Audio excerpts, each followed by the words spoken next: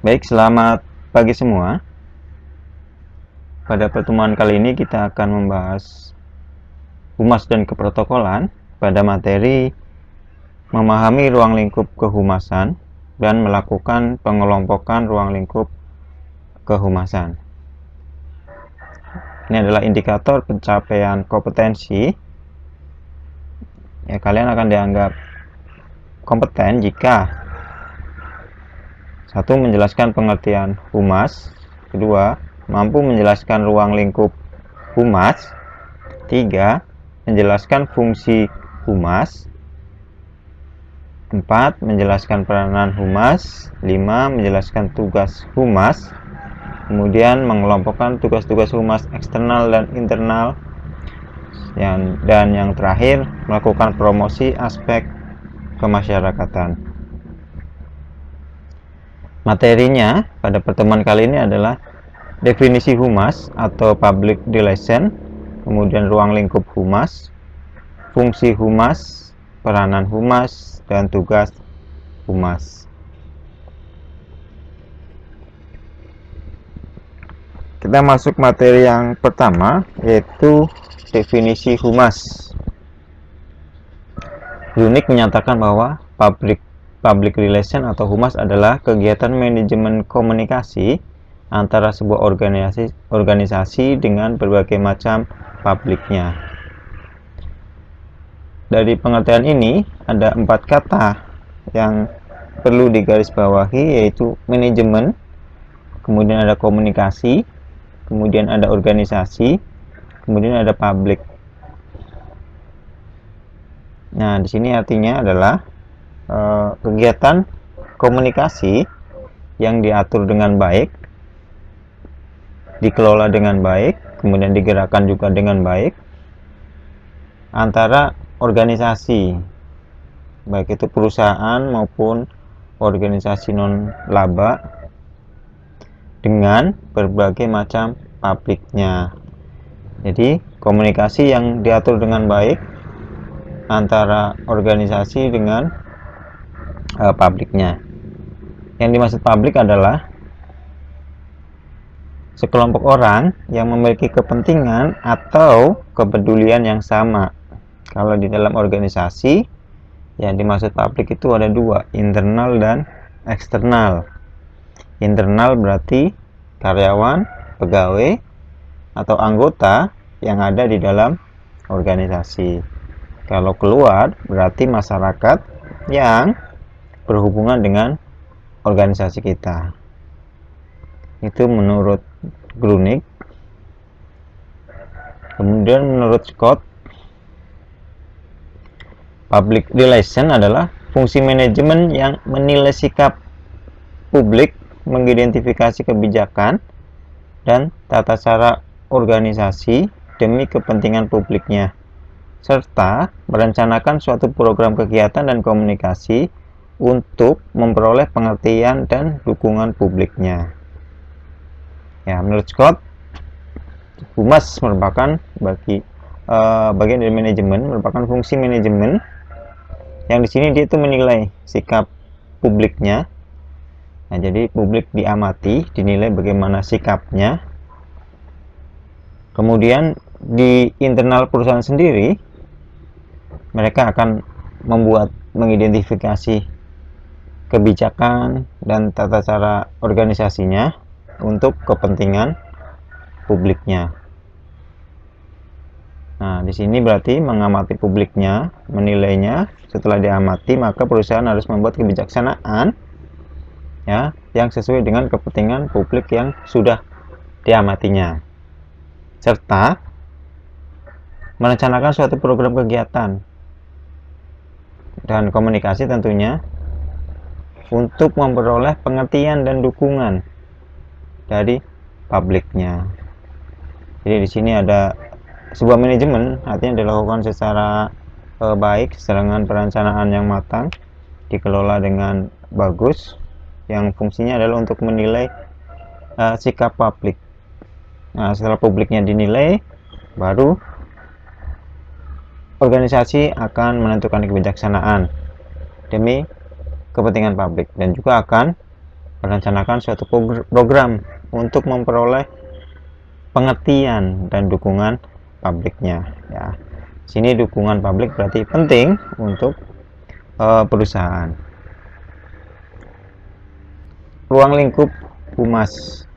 Menurut Jeffkin, halayak atau publik adalah kelompok atau orang-orang yang berkomunikasi dengan suatu organisasi, baik internal maupun eksternal. Jadi ruang lingkup humas menurut Jeffkin adalah orang-orang yang berkomunikasi dengan organisasi, baik internal maupun eksternal. Nah, di sini berarti ada kata internal maupun eksternal. Orang-orang ini bisa berasal dari dalam atau dari luar organisasi. Nah, yang dari dalam berarti itu berkaitan dengan karyawan atau anggota organisasi. Kemudian yang dari luar berarti akan berkaitan dengan masyarakat pada umumnya, terutama masyarakat yang berhubungan dengan organisasi atau perusahaan. Nah, ini adalah penjelasan untuk internalnya. Menurut Wijaya, tujuan daripada hubungan masyarakat ke dalam atau internal ialah pada hakikatnya untuk meningkatkan kegairahan bekerja para karyawan atau lembaga atau instansi yang bersangkutan. Jadi tujuan dari humas internal adalah membuat para karyawan atau anggota organisasi itu bergairah dalam bekerja atau termotivasi dalam bekerja. Itulah salah satu tujuan dari humas internal. Nah, ini ada beberapa humas internal. Ya, ini adalah beberapa humas internal di dalam perusahaan.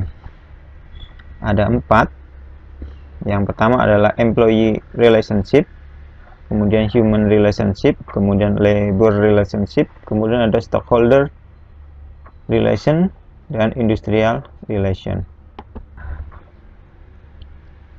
Employee relation, kegiatan ini berkaitan dengan memelihara hubungan khusus antara manajemen dengan karyawannya. Hal ini dilakukan secara formal. Ya, ini akan berkaitan dengan kegiatan-kegiatan pengelolaan sumber daya manusia seperti rekrutmen, penempatan, pemindahan, pemberhentian, kenaikan pangkat, pensiun, dan lain sebagainya. Ini berkaitan dengan hal-hal formal antara karyawan dan pihak manajemen. Kemudian yang kedua, human relation, yaitu memelihara hubungan khusus antara sesama warga organisasi atau antara sesama anggota perusahaan secara informal.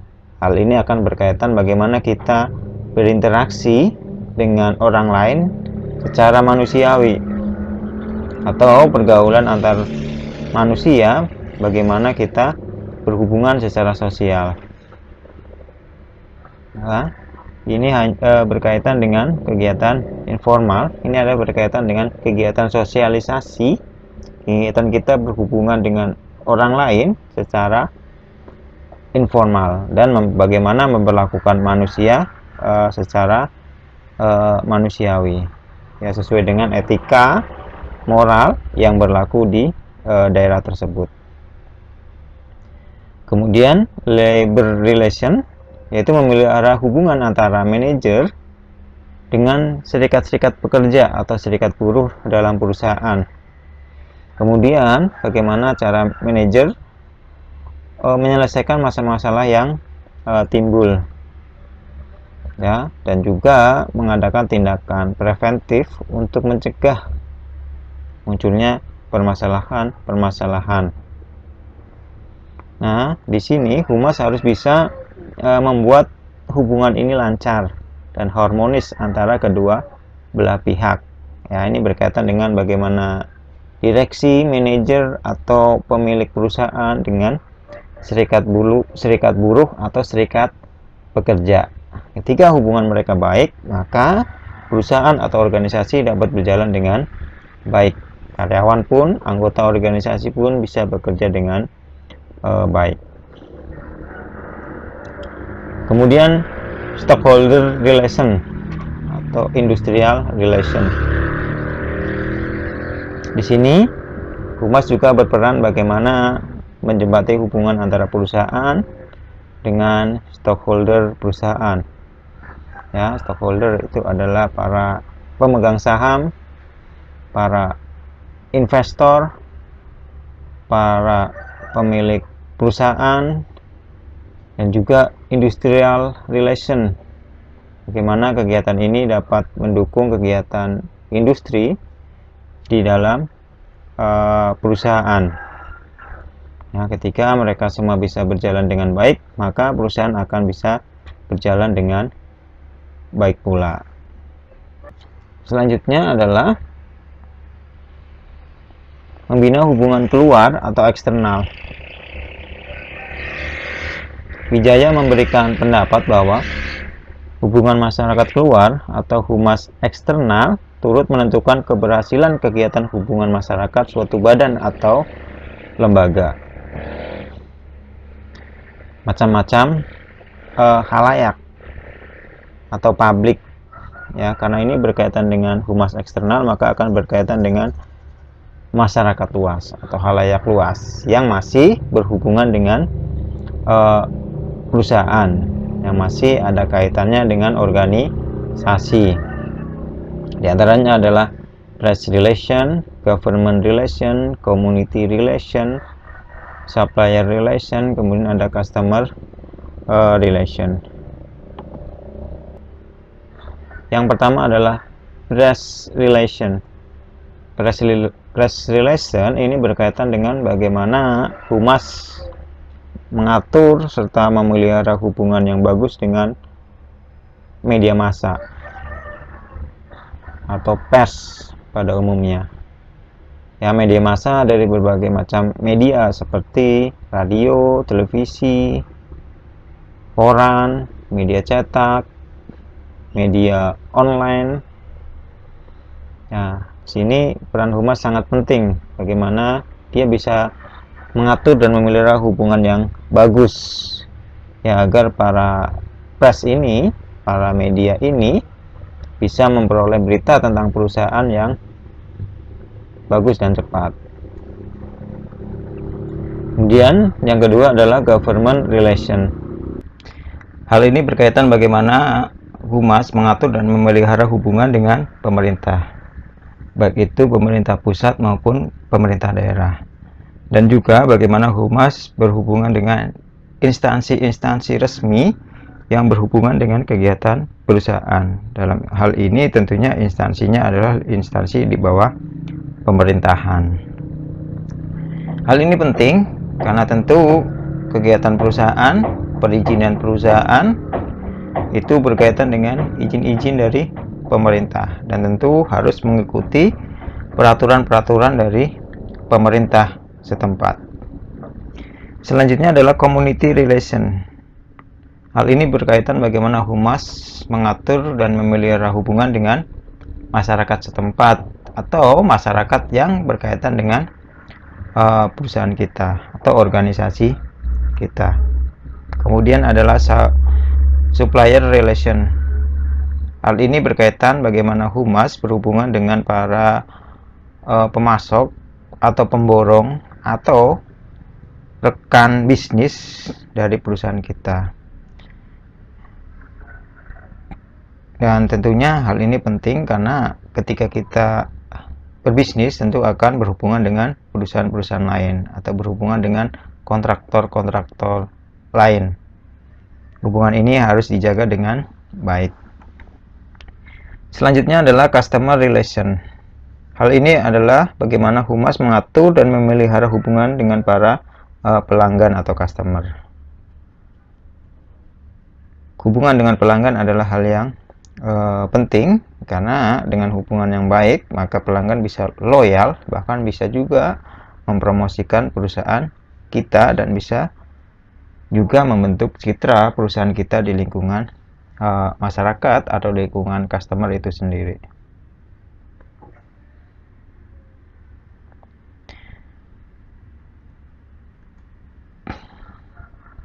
Selanjutnya adalah fungsi humas. Menurut Don Barnes, paling tidak ada 4. Yang pertama, memberikan saran kepada pihak manajemen mengenai hal-hal yang berkaitan dengan kebijakan yang diambil serta dampak dari kebijakan itu bagi publik.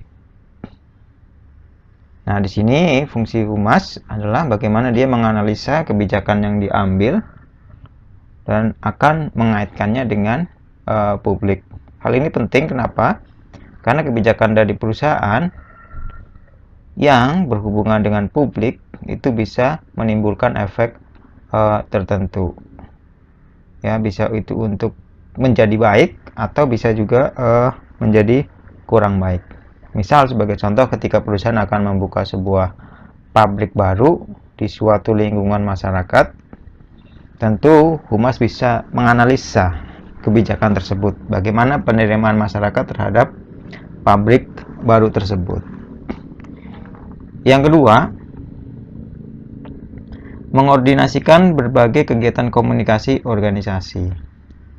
Fungsi humas di sini adalah bagaimana kegiatan komunikasi di dalam organisasi itu dapat berjalan dengan baik.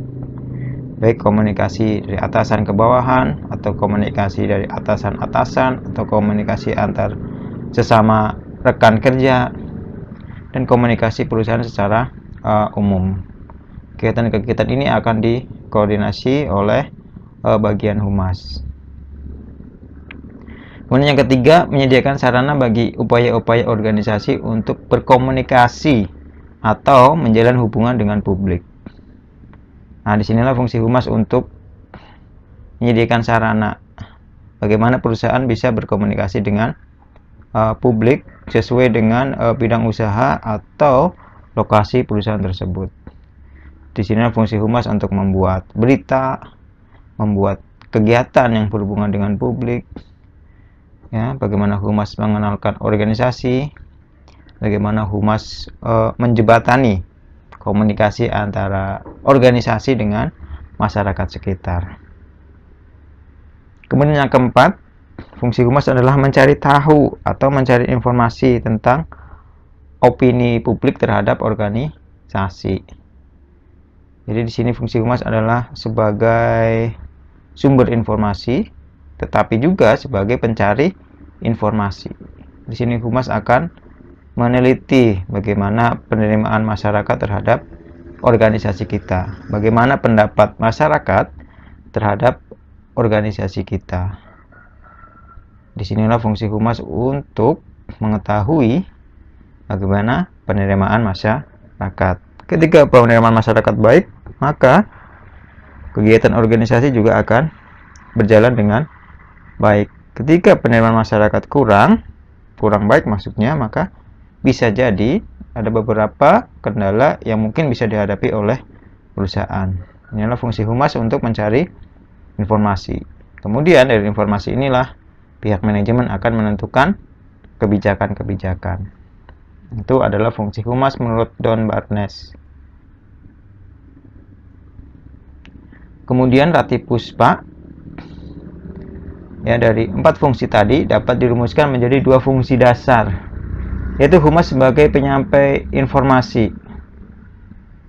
Nah, di sini humas bertugas untuk menyampaikan segala informasi penting mengenai perusahaan kepada publik.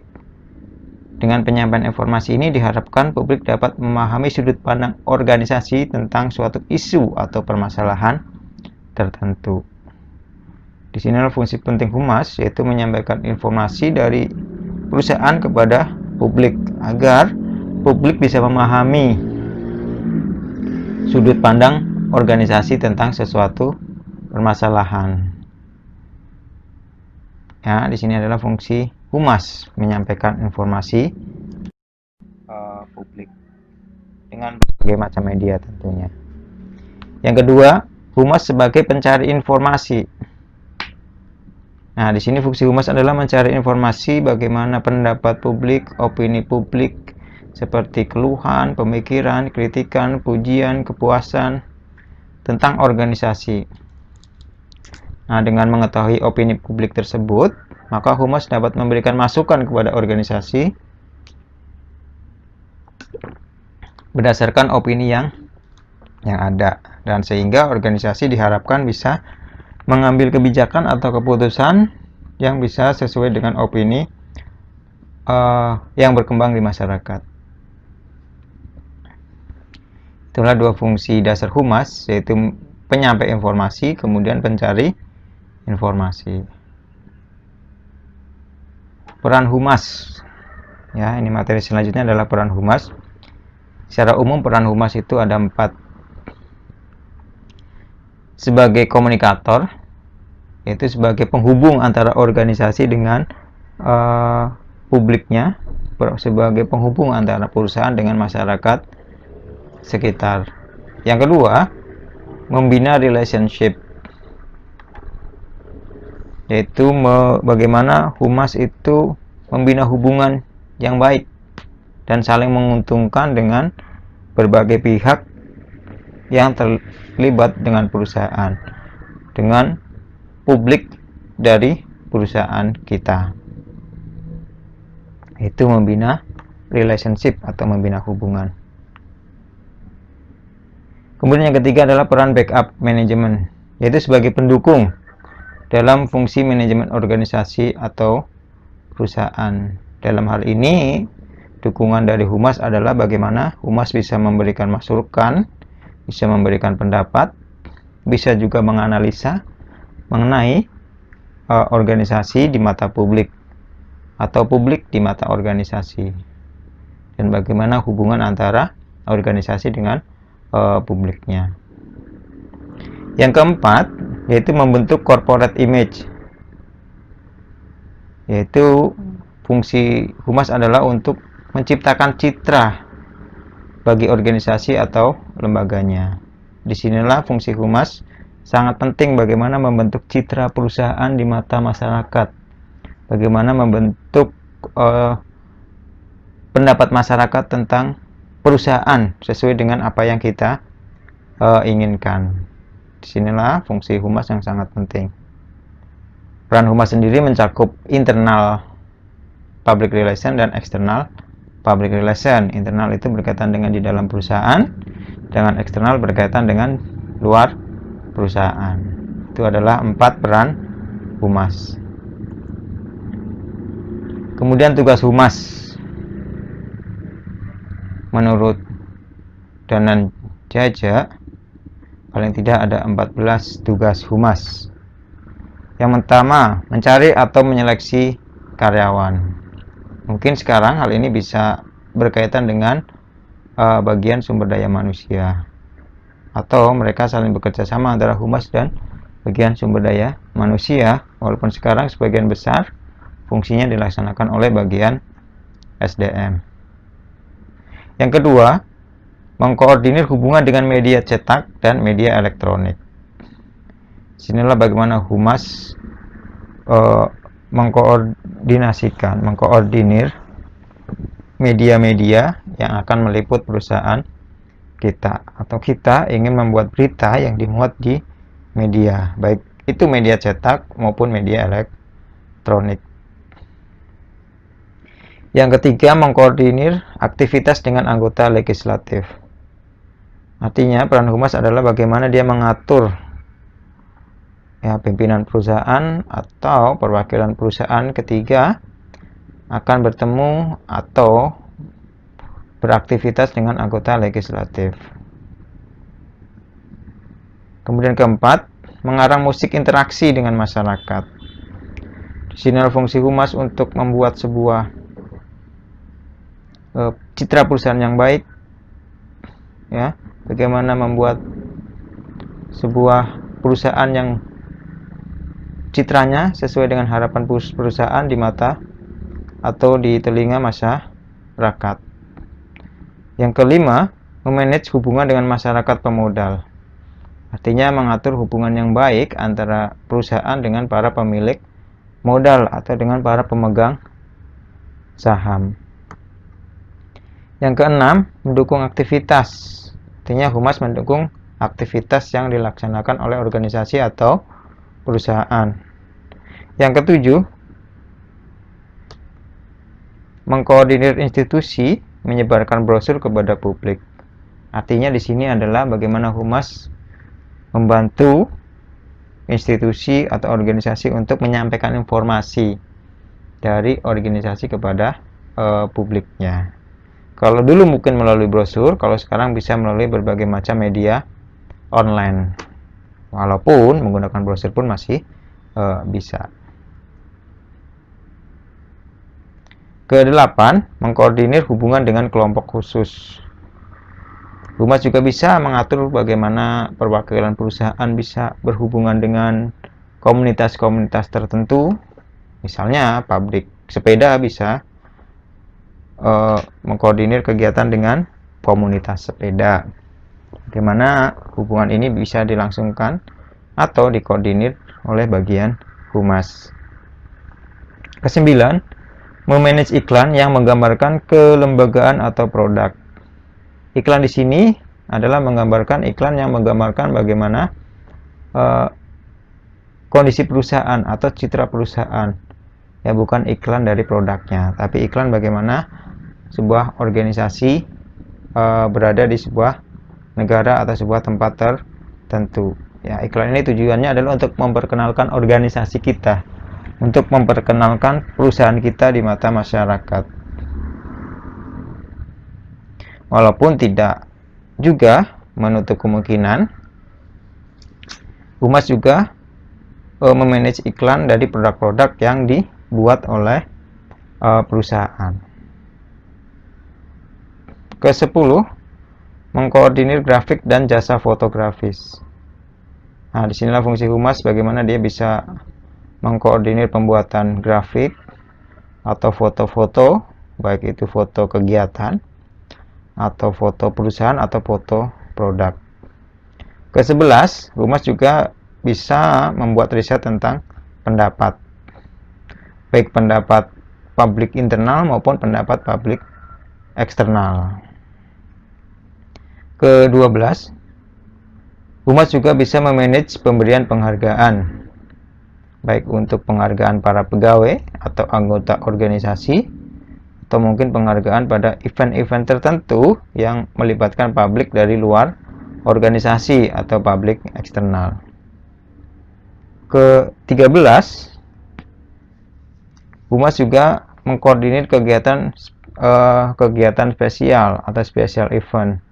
Misalnya ketika ada bazar, kegiatan amal, kegiatan gathering, kegiatan outbound, atau kegiatan lain yang berkaitan dengan perusahaan. Ke-14, humas juga melakukan manajemen konseling. Bagaimana humas bekerja sama mungkin dengan bagian HRD untuk melakukan manajemen konseling dengan para publiknya, terutama publik internal atau publik di dalam perusahaan atau organisasi. Saya kira cukup materi tentang humas hari ini. Diskusi tanya jawab kita lanjutkan di Google Classroom. Terima kasih, selamat pagi.